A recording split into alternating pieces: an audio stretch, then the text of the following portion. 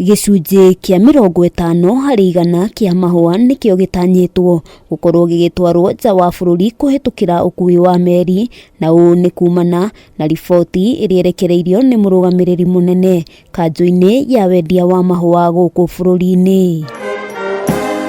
Ikinya riri riumanite na kwambatira kwa marihi ma ukuui wa ndege, na kuringana na Tulezi, Kanju ino ndiri na uhoti muiganu wa gukinyaniria marihi macio. The key challenges is still workers are still underpaid, but fair trade as a business model is striving to be able to pay workers well so that they can be able to get out of poverty.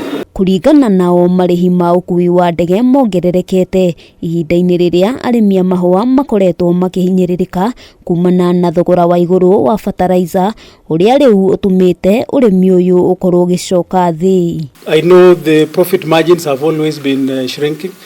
The competition in terms of what others grow has always been there, and then of course the challenges that for the last 2 years on the issues of COVID, we have faced quite a bit in terms of the ability to transport these flowers to reach the market.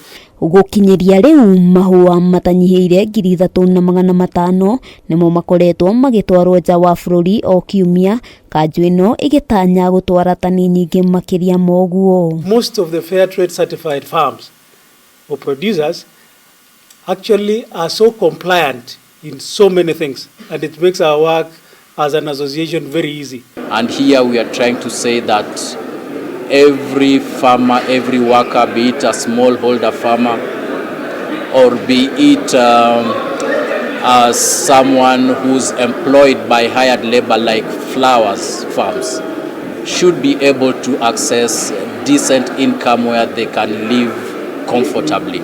Ona kuri uguo ni mahoete thirikari gukorwo ikiguithia mathogora ma fertilizer niguo gutigirira murimi ndanahinyiririka ona kana matanya make maga gukinyanira. Handu-ini ha Clement TV, ritwa riakwa ni Wambui wa Njuguna.